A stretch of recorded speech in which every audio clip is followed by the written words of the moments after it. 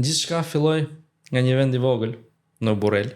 Kemi bursa në Shqipëri për studime në Rusi. Po. Andaj përdorin anestezi apo vodka për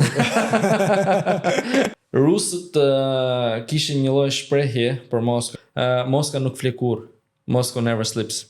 Nuk e di pse, por në Shqipëri, edhe në vende të tjera të botës, por në sidomos në Shqipëri, të jesh kirurg cilësohet si maja në stomatologji. Ndërkohë që unë mendoj që nuk është ashtu. Mund të na shpjegosh më tepër apo mjafton? Mendoj që Ke dhe 2 publikime shkencore nga viti 2017. ndërsa për sa I përket platformës tuaj dentistës shqiptar, mendoj që është e domosdoshme. Pacient me sinus shumë të Pneumatizuar, pneumatik. Çfarë do t'i thoje një të riu 20 vjeçar shqiptar që dëshiron të ndjejë kirurgjinë orale në karrierë? Run! Period. Që do të thot përpara.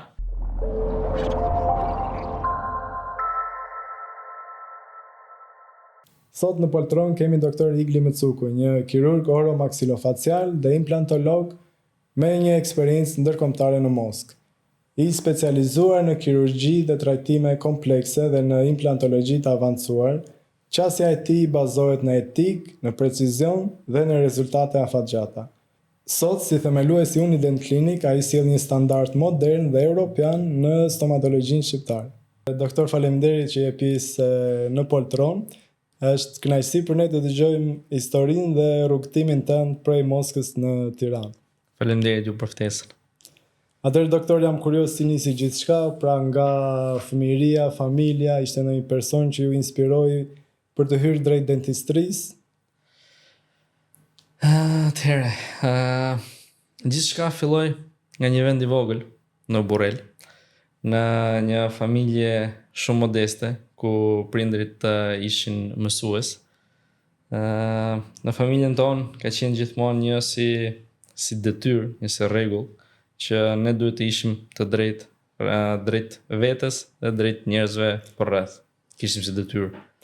Ka qenë si kriteri I familjes. Po, nuk dinin ndryshe. Dhe morën një vendim pak I vështirë për to, por morën një vendim që të shpërnguleshim nga Boreli dhe të vinim në Fushkruj. Dhe ky lloj ndryshimi I ambientit ishte pak I vështirë për mua, por për fat të mirë mundodhen mësues dhe njerëz shumë të mirë afër, të cilët më ndihmuan gjatë gjithë rrugtimit në shkollë, deri në momentin që u largova nga Shqipëria. Jo, do shkojmë edhe aty, sepse është interesant edhe qoftë largimi, qoftë rikthimi jot, por të jemi pak me fillimet e tua. Domethënë, ishte e vështirë shkolla fillore, me sa kuptoj? Po, ishte e vështirë, sepse ishte I vështirë ambientimi. Isha klasë e 2, 7 vjeç. 7 vjeç. Dhe ambientimi ishte pak I vështirë, si thash. Por më kanë ndihmuar mësuesit, më kanë ndihmuar njerëzit që kisha përreth dhe jam shumë mirënjohës. Për sa I përket inspirimit drejt mjekësisë, dohet të përmendja 3 faktor kryesor. Faktori I parë është tezja, është doktoresh fisnike. Doktoresh që edhe sot nuk rresht kurrë ndihmuar njerëzit. Faktori I dytë është xhaxha im, është farmacist, me një vizion shumë të lartë. I keni standardet në familje, në fis, I pas keni të larta më jam munduar shumë që t'i ndjek ato hapa. Dhe faktori I tretë doja të përmendja vështirësitë ekonomike në fëmijëri, të cilët shpesh herë bën dhe motivim për të ecur përpara. E vërtet. Por disi gjete rrugën drejt Rusisë. Dhe pyetja ime është e para njërë për sa I përket Rusisë. Pse Rusia dhe jo Perëndimi, pse jo nuk e di Gjermania, Franca, Zvicra, Italia, nuk e di. Po, tani, për të thënë drejtën, nuk është se midis Perëndimit dhe Rusisë zgjodhe Rusinë. Ja. Unë jam njëri që i pëlqej sfidat, edhe qëllimi im ishte që të dilja, të ikja nga Shqipëria dhe të provoja veten. Më doli një shans, një rast për të aplikuar për bursë për në Rusi dhe aplikova. Nuk është se hezitova, fare. Aplikova dhe fitova. Njerëzit përreth me, njerëzit e afërt, sidomos edhe prindrit, nuk është se kishin më shumë qejf që unë të largohesha, sidomos në një vend që për ne atëherë ishte ai mendimi që Rusia është një vend i ftohtë, i zymt, gjithçka gri, bor, gjithandej. Por nuk ndala, i thash jo, do shkoj ta provoj. Po, më fal, kemi bursa në Shqipëri për studime në Rusi? Po, për studime dhe bursa që sponsorizohen nga shteti rus. Më duket vazhdon sot. Bëhet fjalë për në 2006-ën, por besoj edhe sot vazhdojnë të jepin ato bursa. Pas 20 vitesh. Po. Dhe si përfundim doli që periudha në Rusi koha në Rusi ishte periudha ime më e mirë e jetës time. Ishte goxha një aty ndryshoi jeta jote për... Po, ka qenë një ndryshim, për mua ka qenë një ndryshim shumë i madh, domethënë. Ishte ftohtë? Shumë, por nuk është se ndihej kaq shumë sa ndihej në Shqipëri dimri për shembull, se i ftohti. Madje mund të them që nuk kthehesha më gjatë vitrit ose gjatë dimrit, nuk kthehesha në Shqipëri. Andaj përdonin anestezia apo vodka për... Gjë e parë që na është mësuar në universitet ishte që alkooli nuk duhet të përdoret për anestezi. Si duket e kishin pësuar kaq shumë sa që donin që të jepnin si informacion. Ata e kanë jo si në rakin, por mund ta kenë si ujin, nuk e di, kështu ka dhënë namë të paktën. Ke dhe titullin kërkues mjekësor ose lektor kërkues, më korrigjon nëse nuk jam i saktë. Çfarë do të thotë kjo konkretisht dhe si të ndihmon në punën klinike çdo ditë? Atëherë, po, kërkues shkencor mund ta themi edhe në shqip. Atëherë, kjo është një periudhë 3 vjeçare që kryhet në universitetin ku isha unë. Ajo të ndihmon që të kalosh dhe të marrësh titullin për kandidat për doktor shkencash, pra je një kandidat për doktor shkencash. Dhe ajo ka qenë një periudhë që më ka ndihmuar jashtëzakonisht shumë në profesionin tim, përveç njohurive, faktorëve që kanë ndikuar shumë më tutje në përmirësimin dhe mund të them në perfeksionizmin e specializimit në kirurgji. Më ka ndihmuar shumë që të kërkoj informacione, t'i filtroj ato, t'i organizoj dhe t'i jap në mënyrë të përpunuar që t'jetë sa më shumë e lehtë për studentët, për kolegët e rinj dhe për pacientët që t'i marrin edhe të kenë sa më shumë informacione. E qartë. E kuptoj shumë mirë dhe shikoj që ke qenë dhe pjesë e kreu i kirurgjisë më saktë në Dentalis, që është Dentalis. Po. Që është dhe klinika që ku kam punuar në Rusi. Mund të na tregosh pak si ishte jeta atje ose për shembull diçka që mund të na tregosh për Moskën, jeta midis klinikës dhe anës personale, po e quaj. Ose në një histori. Çfarë do që bëhet Moskë, betet Moskë. Shaka. Atëherë, Moska. Rusët kishin një lloj shprehje për Moskën që e përdornin shpesh, kanë bërë madje edhe këngë të tilla, kanë përmendur jashtëzakonisht shpesh që Moska nuk flet kurrë. Moscow never sleeps. Që nga si Vegas. Përdo? Që nga si Las Vegas, si Vegas. Paga shumë po, ashtu është. Të qëndrojnë në vend në Moskë, do të thojë që ti po shkon mbrapa. Nuk ishte që ti thjesht po qëndrojnë në vend. Ritme të shpejta. Ishte me ritme shumë shpejta dhe gjatë atyre viteve atë mësova domethënë të bëj që të eci përpara. Vetëm të eci, mos të ndalem.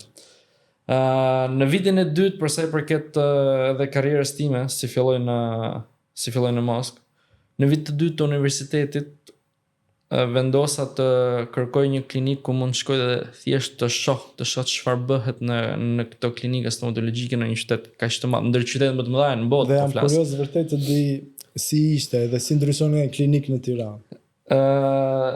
Dhe siç po thoja në vit të dytë gjeta një klinik, fillova si asistent. Muajin e parë isha pa pagesë. Pas gjë vetëm i thoya faleminderit për eksperiencë, po. Faleminderit e thoya që po merrni që të shoh se çfarë bëhet. E kisha pak të vështirë sepse ishte normalisht edhe barriera e gjuhës, po. Por sepse rusishtën e kam mësuar atje, nuk është se dija rusishtën para se të shkoja në Rusi. Më tutje pas një muaj më morën si duke parë dhe ato interesin tim që kisha drejt stomatologjisë dhe për të ndihmuar. Më morën si asistent me kohë të pjesshme normale sepse isha dhe student. Përveç asaj punoj edhe në një internet kafe sepse besoj janë gjëra që i bëjnë gjithë studentët. I kemi bërë të gjithë, po. Po. Por pastaj aty fillova të kaloja më shumë drejt profesionit tim. Dhe punova si asistent. Në fillim isha asistenti një mjekë stomatologe të përgjithshme. Më tutje kalova si asistent në sallën e kirurgjisë. Dhe në vitin e dytë të specializimit më punësuan në atë klinik, më punësuan si kirurg. Në 2015 drejtoresha e saj klinike hap një klinikën e saj, klinikën e vet, Dentalis, që pastaj edhe më bëri si kirurg primar, pasi gjithë rrugtimin e kisha bërë. Është goxha me atë. Po, për mua ishte një arritje jashtëzakonisht shumë e madhe, duke parë vështirësitë që kisha aty, duke parë që nuk është se kisha mbështetje, isha vetëm. Prandaj për mua ishte një sukses shumë i madh. Jo, dhe është vërtet, domethënë të nisësh nga asistent dhe të përfundosh kreu i kirurgjisë, është diçka që duhet besoj shumë përpjekje, shumë njohuri. Ke qenë student i mirë, besoj se vend diskutim. Po, jam mundohesha shumë, thash pavarësisht faktit që kisha shumë të vështirë të jem në nivelet që ishin studentët, studentët më të mirë rusë, kisha shumë të vështirë sepse ato e kishin në gjuhën e tyre. Për mua e kisha 2 fish, 3 fish, jo, është në rusisht çdo gjë, po. Që kur vajte në fillim në rusisht? Viti i parë është gjuhë, pra ti mëson gjuhën e tyre, mëson gjuhën ruse. Dhe më tutje fillon vitin e parë në universitet që e shikon dhe thua, po unë sigur mësova rusishtën, qa është kjo rusishtë tjetër dhe që dele? Po, fillon ajo pjesa e të folurit po, që ishte pra gjuhë normale në universitet, gjuhë akademike, që quajnë dhe është komplet nivel tjetër. Normalisht, një pyetje që edhe mua më bën përshtypje për gjithë kirurgët, sidomos maksilofaciale. Domethënë pse zgjidhni, nëse mund ta quaj, anën më të vështirë, profesionin më të vështirë të stomatologjisë. A është kjo apo ka ndonjë pak më të vështirë se kaq? Me aq sa di unë besoj që është profesion goxha i vështirë, kirurgjia, domethënë një specializim, po thoja, në stomatologjisë. Janë dentistë të përgjithshëm, pra ngelen tek Po. Kur kam qenë i vogël, në kohën time të lirë pëlqeja shumë që të vizatoja. Mund të kaloja orë të tëra në fëmijëri vetëm duke vizatuar. Dhe kur isha në universitet, pedagogët e shikonin qasjen time drejt artit, si do të them, edhe më thonin që Igli, më thonin, ti duhet shkosh për stomatologjinë estetike, patjetër. Dhe unë shikoj gjithmonë si variant. Pastaj më shikonin pedagogë të tjerë dhe më thonin, Igli, ti ke kaq shumë durim, ti duhet shkosh në endodonci. Dhe prapë mendo, okay, tani çfarë estetikën apo sepse atje është cilësit për të gjitha. atje është çdo gjë e ndarë, nuk ka që ti mund t'i bësh gjitha. Pra ti duhet ta zgjidhje drejt vitit 4 dhe 5, ti duhet të zgjidhje se ku do të shkoje, sepse ti duhet të filloje ti frekuentoje. Po, specializimi. Dhe ti duhet të filloje ti frekuentoje ato katedra ku ishin të specializuar për atë pjesë. Dhe duhet shkoje, të tregoj interes, që ato të merrni pastaj në specializim. Nuk ishte që ti e vendose kur mbaroi vitin e 5 të stomatologjisë dhe okay, po shkoj këtu. Jo, ti duhet të kishe shprehur interes drejt atyre katedrave, që ato pastaj të merrnin në specializim. Nëse ato nuk të kishin parë, nuk të njihnin, ato nuk të merrnin sepse kishin kandidatura të tjera që kishin kaluar me to vite dhe normale që ato kishin më shumë interes drejt atyre studentëve. Por duke parë si bënin operacionet, shpesh shikoja që qëllimi kryesor i kirurgëve ishte që të mbaronin operacionin. Dhe kishte disa detaje të tjera që unë i shikoja në kuptim të mbaronin operacionin. Që nuk kushtonin vëmendje. Detajet ishin për shembull që të tregonin jashtëzakonisht shumë kujdes drejt indeve dhe organeve të trupit të njerëzit. Dhe aty unë vendosa që të ndërthurja delikatesën e artit me kirurgjinë. Dhe atë mundohem të bëj dhe sot. Dhe prandaj edhe fillova kirurgjinë. Që të kem një qëllim gjatë operacionit. Të respektoj sa më shumë indet dhe organet e njerëzit. Të dëmtoj sa më pak. Kjo është pak a shumë principi im. Megjithatë shumë kirurg po them që kanë një lloj egoje. Është e rëndësishme të kesh një ego në kirurgji, për shembull, apo është një super confidence, si mund ta quajmë. Domethënë e keni të nevojshme doktori mjeku këtë ego apo është tani ne duhet jemi realist që kirurgët normale që do të kenë vetbesim. Do të kenë vetbesim pasi ato përgjigjen për çdo gjë në atë sallë. Dhe shpesh herë kanë në dorë edhe ndoshta po flas edhe për kirurgët e përgjithshëm ose kirurgët e specializimeve të ndryshme në mjekësi, kanë edhe jetën në dorë. Dhe normale që ato duhet të kenë njohuri, duhet të kenë siç thash, duhet të kenë vetbesim dhe duhet të kenë në kontroll çdo gjë çfarëdo që bëhet në atë sallë. Por egoja e tepërt nuk duhet të jetë. Nuk është diçka që unë mendoj që duhet ta ketë kirurgu. Nuk e di pse, por në Shqipëri, edhe në vende të tjera të botës, por sidomos në Shqipëri, të jesh kirurg cilësohet si maja në stomatologji, pra të shkosh për kirurgji maksilofaciale ose kirurgji orale, është maja e stomatologjisë, pra apexi. Ndërkohë që unë mendoj që nuk është ashtu. Unë jam i mendimit që çdo specializim i mëtejshëm në stomatologji, ortodonci apo protetik, janë secili është apex më vete. Dhe duhet të kenë të njëjtën vëmendje, të njëjtën rëndësi siç u jepet sot edhe kirurgjisë. Megjithatë në kirurgji çdo gjë lëviz me milimetra. Kështu që pyetja si jetoni ju kirurgët me këtë përgjegjësi kaq të madhe. Domethënë ekziston pak margji gabimit. Edhe nëse po, domethënë si mund të jetoj me një përgjegjësi kaq të madhe një dentist. Ju rëndon domethënë mbi shpatulla apo mësohesh me kalimin e kohës, arrini një lloj profesionalizmi, po them që duke parë kolegët e mi, flas edhe shokët dhe shoqet që kam pasur edhe gjatë universitetit, jo vetëm në degën e stomatologjisë, por edhe në mjekësinë e përgjithshme ose në farmaci. Mendoj se normale që kjo është një përgjegjësi dhe një lloj stresi që e kalon çdo profesionist në mjekësi. Nuk po flas për profesionet e tjera, po flas për ato ku jemi ne.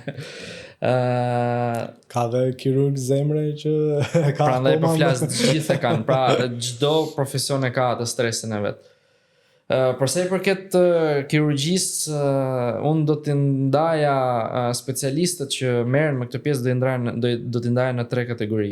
Kategoria e parë janë ato që e shohin që është e vështirë, e shohin që nuk është për ato dhe marrin një drejtim tjetër. Dhe unë e respektoj shumë atë, e respektoj jashtëzakonisht shumë.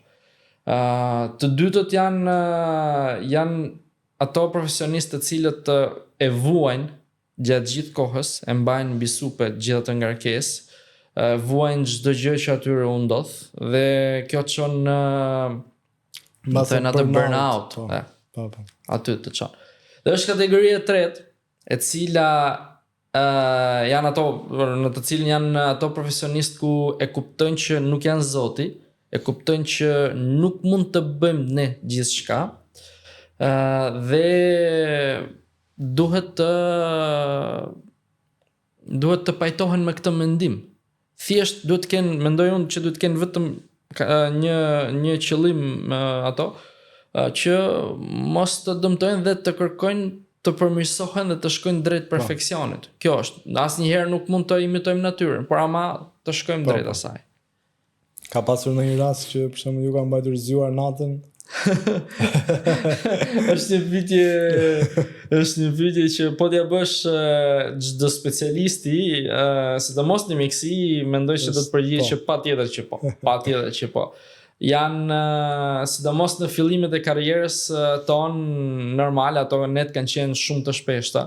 Qoftë në heqjen e para dhe pas, në ekstraksionin e parë, në sinus lifting e parë, në shtimin kocësore e parë, në implantin e parë, gjithmonë ka pasur normal. Me që jemi te kjo pjesë, një pyetje. Në rastet e atrofisë së avancuar në të maksilës, si vendosni mes një sinus lift tradicional dhe implanteve zigomatik ose pterogoid? Tani, kur më vjen një pacient dhe filloj të analizoj dhe të vendos një diagnozë dhe të jap një plan trajtimi, në mendje kam disa kritere ose si them disa qëllime. Para është funksioni, estetika, shëndeti i vetë pacientit, dhe që çdo trajtim që do bëhet të jetë sa më pak invaziv. Që duke pasur gjitha këto parasysh, normale që unë do të filloja e para, normale implantat tradicionale, nëse ato nuk janë variant, pastaj pterygoid, pastaj sinus lifting, guided bone regeneration, pra plastika kocësore, dhe vetëm në fund fare, kur nuk kam asnjë rrugë tjetër, vetëm atëherë e konsideroj si mënyrë e rehabilitimit gojës zigomatikun. E kuptoj. Okej, më duhet të pyes diçka në lidhje me çfarë ju bën ju të buzëqeshni në jetën tuaj, në kuptimin që ju ndërtoni buzëqeshje çdo ditë, dhe unë shpesh ja u bëj dentistëve këtë pyetje, që po ju, çfarë ju bën të buzëqeshni? Domethënë ju, arkitektët e buzëqeshjeve. Pyetje shumë e bukur. Me thënë drejtën, nuk e kisha menduar më parë, se çfarë bën më përqeshur. Atëherë, duke pasur parasysh dhe duke menduar se duke parë edhe njerëzit që më rrethojnë, unë mundohem shumë që të lumturoj. Jo vetëm nëpërmjet profesionit, jo vetëm që të jap një buzëqeshje por edhe vetë si njeri, pra duke dalë jashtë profesionit tim. Dhe besoj këtu ndodh edhe ajo që thot shpreha popullore që çfarë do mbjellësh do të korrësh, dhe duke qenë se mundohem të jem sa më shumë pozitiv, ato energji pozitive e marr dhe më kthehet. Dhe duke filluar nga familja ime deri tek gjithë njerëzit, pacientët, njerëzit e afërm, të gjithë këto më bën që të qesh. Vere në rrjetet sociale që ke një mbështetje, domethënë mjaft të madhe. Sepse ne kemi vite që punojmë në marketing dhe shikoj që në rrjetet e tua sociale ka një mbështetje të një niveli mbi mesatar. se di a kuptohet kjo gjë, por që s'po them më shumë se kaq, por që e shoh që ju mbështesin. Domethënë njerëzit dhe kjo tregon dhe njeriu që ju jeni dhe ajo që ju thatë që të kthehet mbrapsht, domethënë çfarë ke korrur. Dhe kam një pyetje për interesante për nëse ti do e shihje për 5 sekonda gojën e njeriu, domethënë do e dallonit stilin e jetesës së tij. Do e kuptoj për shembull që ky person po them pi alkool ose atëherë për stilin e jetesës ose unë mendoj që kjo nuk duhet bërë. Përdor filli, nuk e përdor filli. Tani, përsa i përket këto janë pra disa neglizhenca drejt ndaj higjienës së gojës, por kjo nuk do të thotë që unë mund të gjykoj stilin e jetesës së një pacienti dhe mendoj që gjykim, më shumë se do e kuptoje ti për shembull stilin tim të jetesës duke më parë mua po them gjendjen e dham vetëm i apo të dikujt tjetër. Unë mund të them ose të pacientit. Mund të filloj të mendoj për vëmendjen që i kushton një pacient higjienës, por kjo nuk do të thotë që unë mund të gjykoj pacientin ose stilin e jetesës që ka e pacienti, se nuk mund të di problemet ose vështirësi që ka një pacient. Pra, detyra jonë si mjek nuk është që të gjykojmë, është që ne ta ndihmojmë pacientin duke i dhënë opsione dhe duke i mësuar higjienën, duke mësuar se çfarë duhet të bëjë, duke ja kujtuar se shpesh herë njerëzit, sidomos sot, janë kaq të zënë me ato rutinën e vet sa që i lejnë pas dore. Dinamike, po. Atëherë hulumtimi jot ishte mbi membranat e përforcuara për defektet e kockës alveolare. E thash mirë se unë nuk jam dentist. Po. Mund të na shpjegosh sikur do ja shpjegoje një 10 vjeçar, domethënë. Ta bëjmë 8. Po shaka. Bëj 15. Shpesh herë kur më është bërë kjo pyetje për shembull për membranën ose për rigjinimet kockore në përgjithësi, i mendoj shpesh këto se si t'ja shpjegoj pacientit sa më thjesht që ai ta kuptoj, pra pa u futur shumë në detaje profesionale. Atëherë, po marr një shembull, nuk e di sa është për afër. Do ta provojmë. Po, e zem se kemi një mur që është prishur. Okay. Dhe ne duhet ta rindërtojmë atë me beton. Betonin besoj e kanë parë të gjithë. Betoni si fillim është si i lëngshëm dhe nuk është se mban atë formën që ka në fillim, pra duhet japim ne atë formën dhe për këtë neve na shërbejnë derrasat. E vendosim disa derrasa, pastaj hedhim betonin dhe ato derrasat mbajnë formën, japin formën që duam ne dhe mbrojnë edhe sidomos nga faktorët e jashtëm, pra që mos nga papastërtitë. Kjo bën edhe membrana. Ne vendosim kockën artificiale ose kockën e vet pacientit dhe vendosim edhe një membranë nga sipër për të dhënë formën që duam ne dhe për ta mbrojtur nga faktorët e jashtëm. Kjo është. Shpjegimi i qartë, domethënë. Shpresoj ta keni kuptuar 10 vjeçarët. Unë ndjeva 8 vjeç.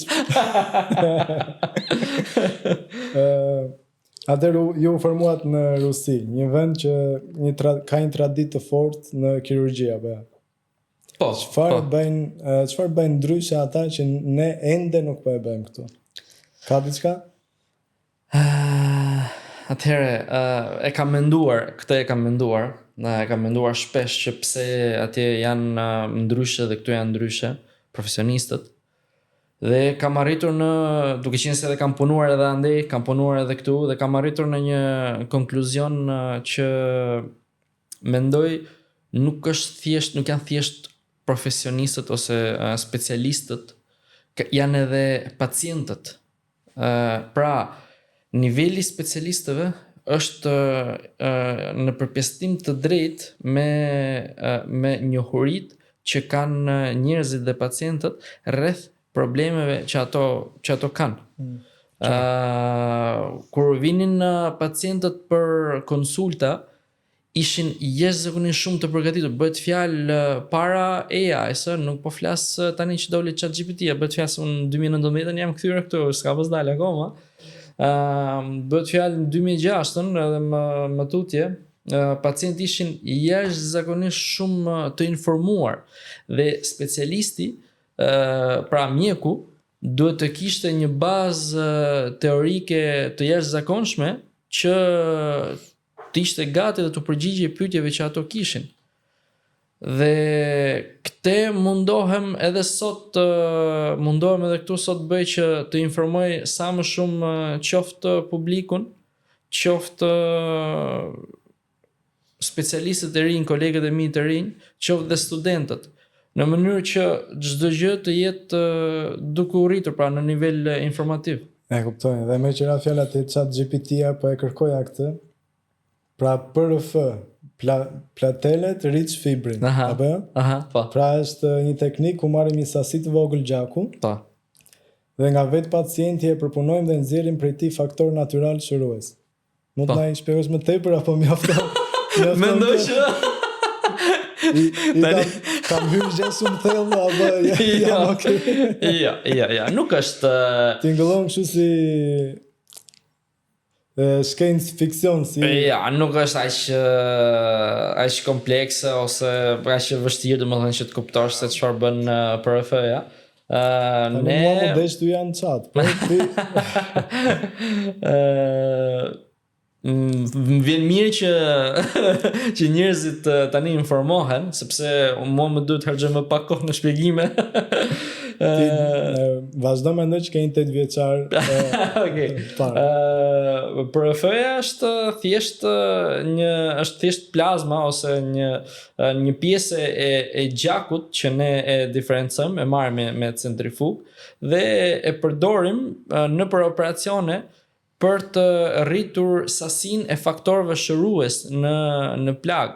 Kaq, nuk është se bën ndonjë pra mrekulli ose fantashkencë, ne thjesht e stimulojmë më shumë rigjenerimin dhe është një gjë shumë e mirë kur bëhet dhe kur janë mundësitë për të bërë. E kuptoj. Besoj se e kuptova. Atëherë doktor, nga Moska, po rikthehemi edhe një herë këtu po vim edhe një herë këtu në Shqipëri.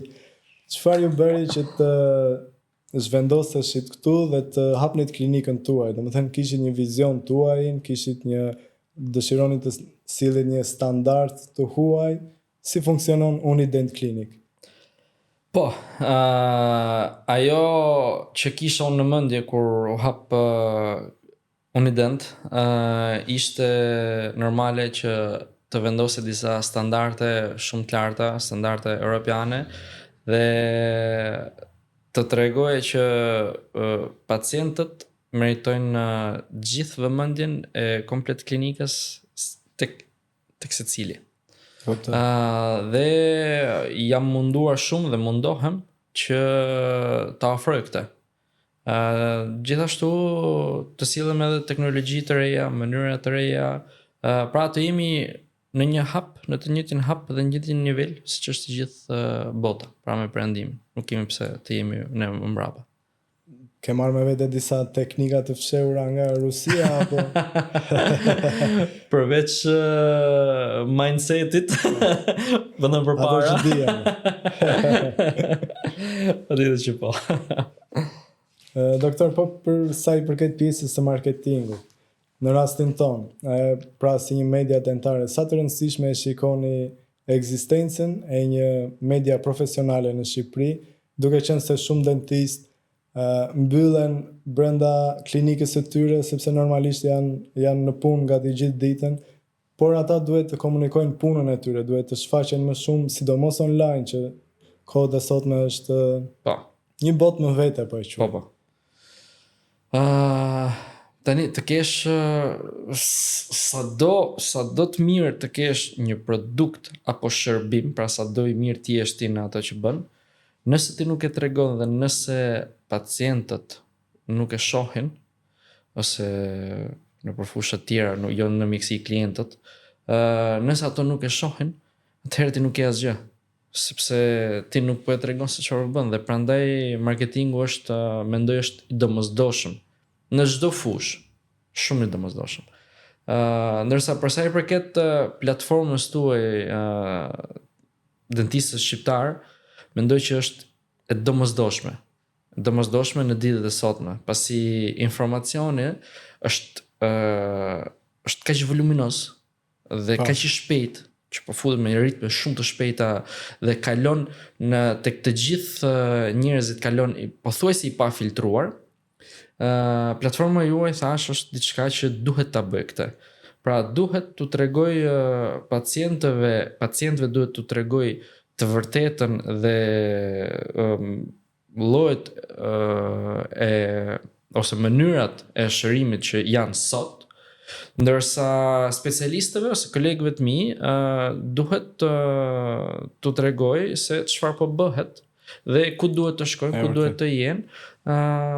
Dhe pse jo të rrisi pak edhe konkurrencën nga ana pozitive. Po pse jo.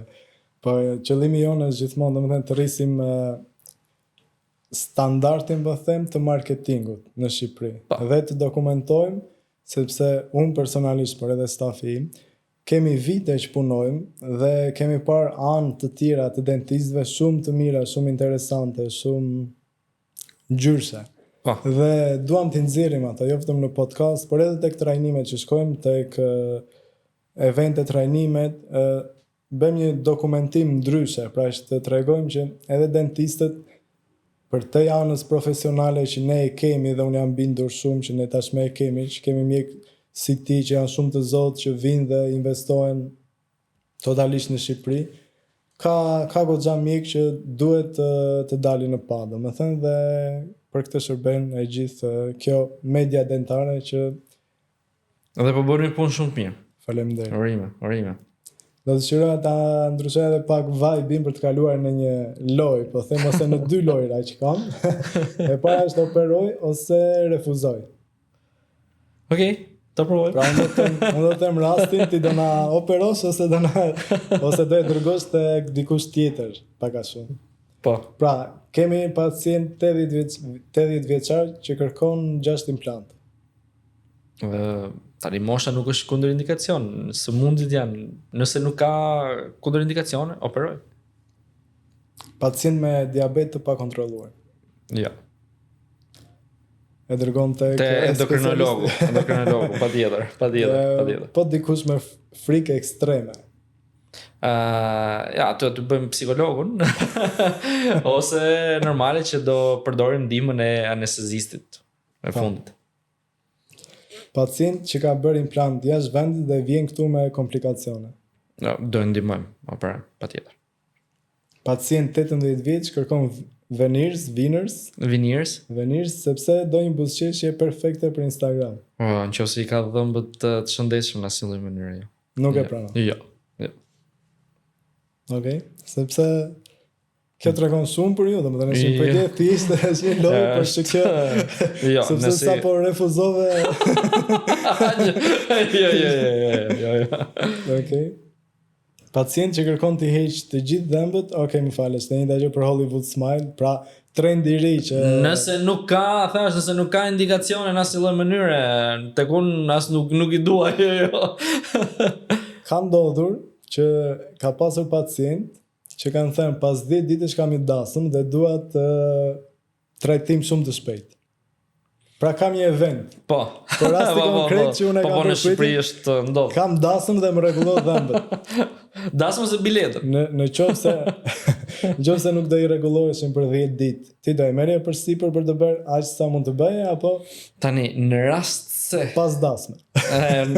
Atëherë, në rast se është brenda protokolleve dhe fizikisht dhe fiziologikisht është e mundur kjo të bëhet, atëherë normale që do ta ndihmoja. Por në rast se kjo është i del jashtë protokolleve të mia, do t'i ofroj ndonjë zgjidhje tjetër, ndoshta edhe të përkohshme, thjesht për atë event, edhe pastaj do vazhdonim në tutje. Sa për të kryer punë.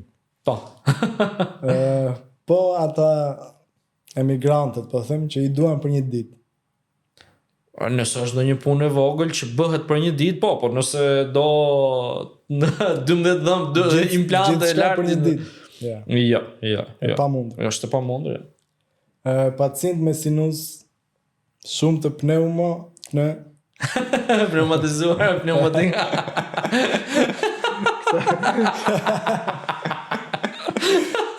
Këtë vetë kisha hequr vetë. Ti ke për këtë pyetje? Unë po e fus vetëm më shumë se ç'duhet. Vaja, mos e pyet. Sinus shumë të pneumo mund ta thuash ti këtë. Lexo nga dal. Pneumatizuar. A është Pneumatizuar. Pneumatizuar. Okej. Pneumatizuar. Është ku është sinus shumë i gjerë, shumë i madh. Do të thënë mund të them vetëm kockë 3-4 mm unë apo? Jo, mund thuash mos e thuj fare këtë pyetje. Okej, po e fare. Se pa atë del 3 normal sinus lifting atëherë bëhet kur s'ka kockë. Okej, këtë na i ka futur çat. Normale. Gati? Pacient me malokluzion të rënd që kërkon rehabilitim estetik. Po, e marrë për sipër, por do më duhet shumë bashkëpunimi i pacientit këtu. Jashtëzakonisht. Po pacient me bruxizëm që të rënd që kërkon venirës. E njëjta gjë. Pra, nëse pacienti është i gatshëm të ndjek këshillat e mia më tutje pas rehabilitimit, atëherë pse jo, normale që po. Loja tjetër është mit, gabim apo e vërtet? Okej. Do të thënë do zgjedhësh. Okej. Implanti dhem shumë. Ja, mit. Është më thjesht e heqje. Do të thënë këto pyetje janë marrë dhe shumë nga interneti. Disa janë shumë shablon, por që janë gjëra që njerëzit i pyesin. Po. Jo, është madje gjithë pacientët çuditën që sa i thjesht është implant. Po, do të thënë implanti është një ndër gjërat më pak të dhimbshme nga çdo gjë që bëhet në kirurgji. Pak siklet si thua pas anestezie. Kocka nuk ban implantin nëse je i vjetër, nëse je jo, për aq kohë sa rigjerimi kockor vazhdon të funksionojë, atëherë implanti mund të vendoset. Dikush ka kërkuar gjithashtu në Google pas implantit nuk mund të hash normalisht kurrë. Ka kërkuar diçka të tillë. Jo, prandaj bëhet implanti që tash normalisht. Mit. Në Shqipëri dentistria është e lirë sepse cilësia është e ulët. Ja, mit. S'ka më fare. Sinus lifting ndryshon fytyrën tënde mbasi fizionominë. Jo, është diçka që bëhet në thellësi dhe nuk ka të bëjë fare me fizionominë e pacientit. Disa thonë që nëse implanti vendoset gabim, trupi e refuzon. Jo, implanti mund të vendoset në mënyra shumë të ndryshme dhe mund të ose integrohet. Është tjetër pastaj protetika, por jo, nuk e refuzon trupi. Dentisti gjithmonë gjen probleme për të marrë më shumë para. Jo, është mit. Kjo ka ngelur në Shqipëri, domethënë që shkova te dentisti dhe kisha një për të mbusur dhe kjo bën pjesë tek ajo që thashë tek informimi i pacientëve. Në rast se ja thon 2 dentistë një njëjtën gjë, 3 dentistës në rast se dhe sot çati i thotë të njëjtën gjë, atëherë është vërtet nuk do lek. Dentistët, njerëzit mendojnë që dentistët kanë dhëmbët më të bukur në botë. Jo. Mit. Është mit. Jo të gjithë kanë dhëmbët të bukur. Frika nga dentisti është më e madhe se dhimbja reale tek dentisti. Po, kjo është e vërtet. Ka një fobi shumë qartë. Domethënë vuajnë më shumë para se të vinë se sa në klinikë. Këto janë pasoja të lënë pas stomatologjisë së vjetër. Pas atij regjimit. Venirës janë si thonjë artificial që ngjiten mbi dëm. Ka makojnë 8 vjeçar pash, që ta nëse kanë 8 vjeçar, paka shumë po. Mund ta thuash. Paka shumë po, diçka që ngjitet nga sipër, por. Domethënë po, njerëzit i shohin me atë. Është një krahasim që mendoj. Thjesht për thjeshtësinë, okay, për të thënë që është diçka që vendoset sipër, po, ashtu është. Që e konsumon njerëzit shumë pak dhëmbin dhe ngjitet nga sipër. Dhëmbët janë gjenetik, prandaj nuk ka rëndësi shumë çfarë bëjmë. Atëherë Këtu mund të zgjatësh pak, këtu ka goxha domethënë. këto gjenetika ndikon, gjenetika ndikon, por kjo nuk do të thotë që mund mos kujdesen fare. Për shembull, nëse ka dhëmbë të jashtëzakonisht shumë të fortë, nuk do të thotë që s'duhet kujdeset fare. Se fillojnë probleme të mishrave. Pra them, siç the edhe vet, mund zgjatëm shumë të. Mua më ka thënë një dentist kur kam qenë i vogël që nga që unë jam fëmia i fundit dhe më ka thënë që mami jot nuk të pas ka lënë kockë fare. Domethënë nuk pas ka pasur kalcium, kalcium, nuk të pas ka lënë fare. Domethënë ndikon që unë jam fëmia i tretë, po themi katërt, dhe ndikon tek dhëmbët? Ja, ndikon është histori e vërtetë, Ne, po. Kuptoj që nuk e ka shkuar çati. Ndikon vetëm periudha gjatë shtatzanisë normale, ndikon sidomos në formimin e kockave. Ndikon tek formimi i dhëmbëve qumshit. Shoqër zotin shtatzan nuk kam qenë. Jo tek ti. Brez shtatzanisë. Së nanas. Me këta do e nisim podcastin. Ndërsa gjatë shtatzanisë nuk e di, ma si u shqyr. Kam vajt. Nuk do thotë cili fëmijë ke qenë, i pari, i dyti, i treti. Nuk ka lidhje. Asnjë mënyrë. Këto ishin dy lojrat, po i quaj që edhe disa njerëz duan të dinë përgjigjet nga dentistët për këto, që duken për ty mund të jenë shumë të thjeshta, edhe për mua disi. Por jam pyetje që bën, përderisa jam pyetje që shumë 8 vjeçar do donin të dinë. Po. Me që jemi pak të mosa, çfarë do t'i thoje një të riu 20 vjeçar shqiptar që dëshiron të ndjek kirurgjinë orale në karrierë? Kirurgjin. Run!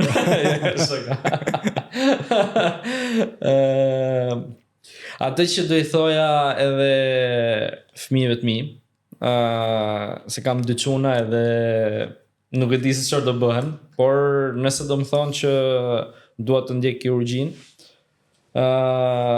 do thoja patjetër, por me një qëllim.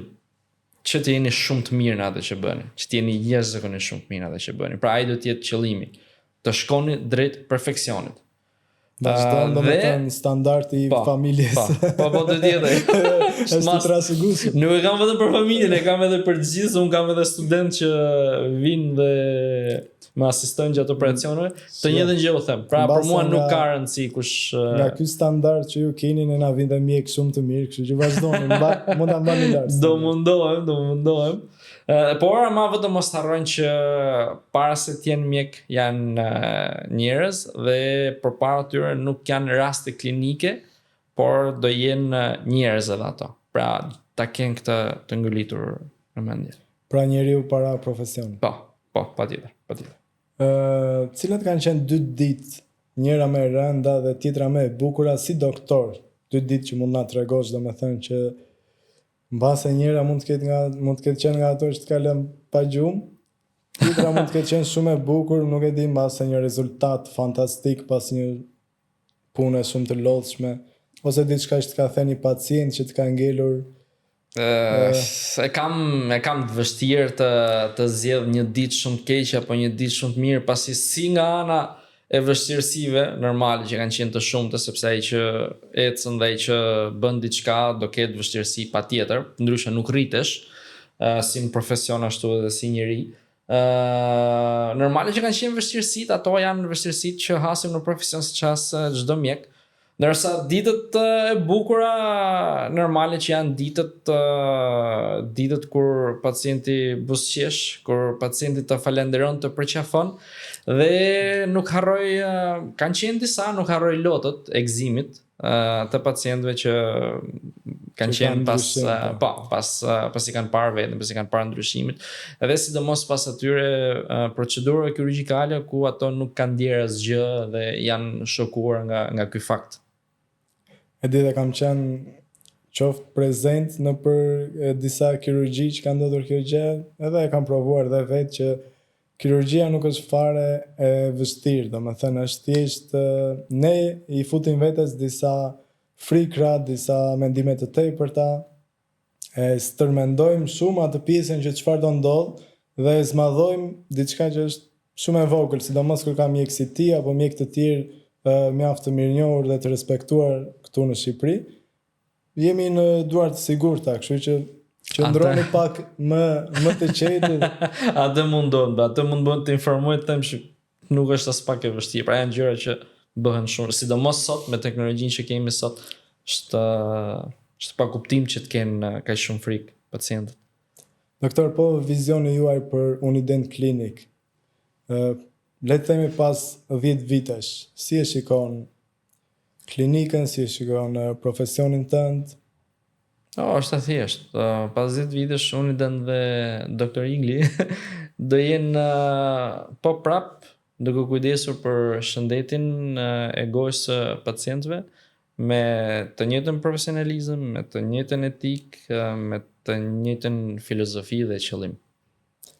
Dhe standard familjar. Po diçka që stomatologjia ju ka mësuar për jetën, për te profesionit. Përveç që duhet të zhvillohesh, përmirësohesh vazhdimisht, që e kuptova këtë, por diçka tjetër, për shembull, mbase disiplina. Ajo po, disiplina. Mund të jesh bërë më shumë i veshur. I durueshëm, pra të kemi pak durim. Sepse jo, se kirurgjia kërkon një lloj ftohtësie. Jo, mundohem që atë ftohtësinë të cilën unë e tregoj gjatë kirurgjisë mos ta tregoj jashtë, sepse janë emocionet ato që na bën njerëz dhe nuk duhet të jemi aq të ftohtë. Por mundohem, pra ndodh një lloj transformimi mendoj që e kanë të gjithë kirurgët.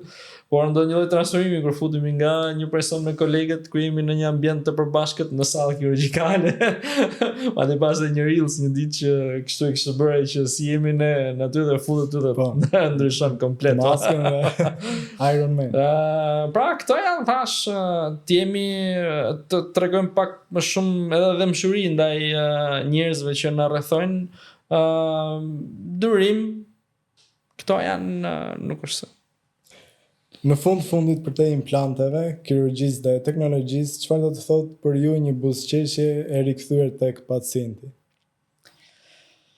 Një buzëqeshje e rikthyer tek pacienti, së pari është një shëndet i rikthyer, jo thjesht një shëndet në përmirësimi i shëndetit oral, por edhe i gjithë organizmit të trupit të njeriut, pasi është çdo gjë e lidhur, pavarësisht se mund thonë njerëzit thamë se thjesht dhëmb janë, por është e lidhur çdo gjë. Dhe dyta edhe një shëndet edhe psikologjik, do të thoja, sepse është shumë e rëndësishme që pacienti po. Dhe kur pacienti ka të dyja, atëherë është i lumtur. Pacienti është i lumtur dhe për mua ashtu dhe për klinikën, për Unident, është qëllimi kryesor. Qartë. Doktor, kemi ardhur në fund dhe dua të pyes nëse ke një quote të preferuar ose diçka që do na i thuash në rusisht. Period. Që do të thotë përpara. Doktor, të falenderoj, ishte kënaqësi. Faleminderit ju. Faleminderit për ftesën. Ju falenderoj për nismën tuaj. Do t'ju falenderoj shumë. Më ka pëlqyer shumë si ide që në momentin kur më ke prezantuar si qëllim ose filozofinë me cilin e keni hapur këtë, më ka pëlqyer jashtëzakonisht shumë dhe mendoj siç e thash më para që platforma juaj është dhe media që keni bërë është diçka që duhet si për dentistët, ashtu edhe për pacientët. Ne jemi këtu për të nxjerrë më shumë në pak dentistë si ty, kështu që unë shikoj që po funksionon. Faleminderit. Faleminderit.